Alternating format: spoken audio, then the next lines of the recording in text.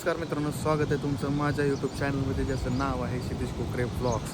तर पुण्यामध्ये एवढा पाऊस झाला की नदीला पूर आलेला आहे आणि आपल्या घरापासून 500 मीटर इंद्रायणी नदी आहे. तर तुम्ही दाखवतो कशी वाहते. हे बघा, पूर्ण ओव्हरफ्लो झालेली आहे, पूर्णपणे ओव्हरफ्लो झालेली आहे. एवढी नदी वाहते, बघू शकता तुम्ही. हा ब्रिज आहे, ॲक्च्युली हा ब्रिज आहे.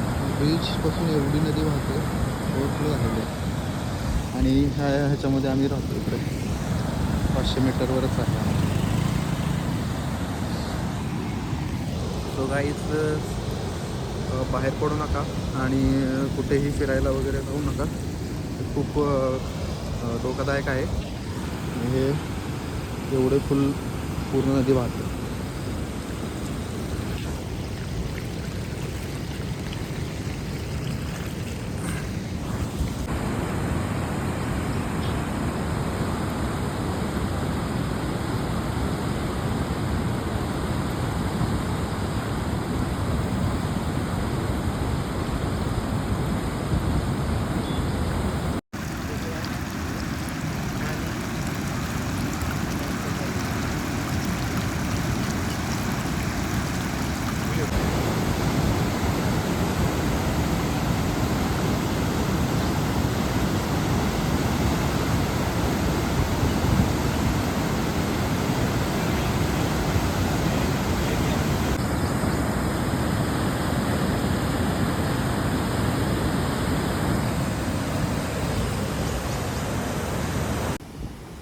तर तुम्ही पाहू शकता पूर्ण रुद्रावतार इंद्रायणी नदीचा.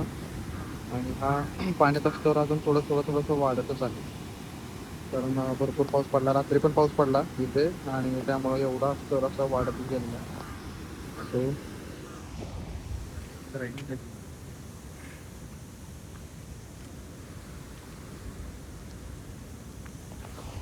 तर तुम्ही बघू शकता, मी जिथं उभा आहे ते इंद्रायणी नदीचा, म्हणजे आमच्या गावातून एक 500 मीटर इंद्रायणी नदी वाहते. आणि तुम्ही इथं बघू शकता, आता सध्याची पाऊस थोडासा थांबलेला आहे. रात्रभर पाऊस होताच आणि आता थोडासा पाऊस थांबलेला आहे. आणि तरी पण तुम्ही बघू शकता, हे मागं एवढी नदी ओव्हरफ्लो होऊन वाहते. मित्रांनो, घरीच राहा, स्टे सेफ, स्टे हेल्दी. कुठेही बाहेर पडू नका. पावसामध्ये बाहेर पडायचा अतिशयोक्ती करू नका. हे खूप डेंजर आहे. आणि हे ब्रिज होता, ते ब्रिजच्या खालून, म्हणजे ब्रिजच्या वरतून पाणी वाहतंय. तिकडले लोक तिकडेच आहेत, तिकडले लोक इकडे आहेत. गावाचा कॉन्टॅक्ट तुटत आहे. सो बी अलर्ट राहा. राज्य शासनाने भरपूर नियमावली भरपूर नियमावली जारी केली आहे, ते त्यांचं पालन करा. आणि वारकरी मित्रांना अशी नम्र विनंती आहे की जे कोणीही गावाकडून येत आहे त्यांनी आळंदीत न येता पुण्यामध्ये किंवा मग जे पालखीचा जो मार्ग आहे तिथे स्थायिक व्हा आणि तिथेच थांबा. म्हणजे पालखी ज्या आपल्या नियमानुसार किंवा ज्या टायमिंगनुसार आहे त्या टायमिंगनुसार पालखी येणार आहे. तर कुणीही नियमाचे उल्लंघन करू नका, कुठेही जाऊ नका, बाहेर पडू नका. भरपूर असे धबधबे, घाट वगैरे सगळीकडे बंदी घालण्यात आलेली आहे. कुणीही घराच्या बाहेर निघू नका, कामाव्यतिरिक्त कुठेही जाऊ नका. वर्क फ्रॉम होम पण दिलेलं आहे. राज्य सरकारची नियमावली पाळा. आणि वारकरी संप्रदायांना नम्र विनंती आहे की कोणीही आळंदीकडे येऊ नका. जो पालखीचा मार्ग आहे त्या पालखीच्या मार्गानुसार तिथे स्थायिक व्हा. जिथे जिथे तुम्हाला भेटेल जागा वगैरे सगळं तिथं स्थायिक व्हा. कारण इथे आळंदीचा पूर्णपणे कॉन्टॅक्ट तुटलेला आहे.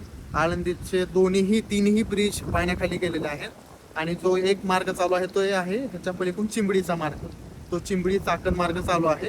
तोही जर पाऊस असाच राहिला तर तोही बंद होण्याच्या मार्गावर आहे. तो नाशिक हायवेला लागून येतो. तो मोठा ब्रिज आहे, त्यामुळे पाण्याखाली गेलेला नाही. तो काळजी घ्या. Stay safe, stay alert. राज्य सरकारचं नियमावलीचं उल्लंघन करू नका प्लीज. तर तुम्ही बघू शकता हे किती ओव्हरफ्लो पाणी जात आहे. आणि पाण्याचा प्रवाह एवढा आहे की पाण्यामध्ये काहीही वाहून जात आहे. खूप पाण्याचा प्रवाह आहे. तिकडले माणसं तुम्ही बघू शकता, तिकडले माणसं तिकडं आहे. ते गाव चिंबडी गाव चालू होतं तिकडं, आणि मी मुशीत आहे. तर हे पाऊस आता कमी झालेला आहे, थोडासा उतरलेला आहे. तरी रात्री चालू होता.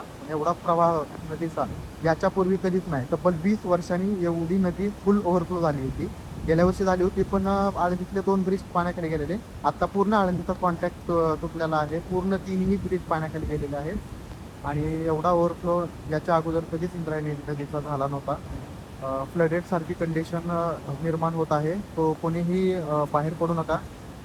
वारकरी संप्रदायांना पण विनंती आहे की ते कोणीही जे कोणी आळंदीकडे येत असेल ते आळंदीकडे न येता पर्यायी मार्ग किंवा मग आळंदी जो ह्याचा मार्ग आहे त्या मार्गाने जावा. So stay alert, be safe, stay safe.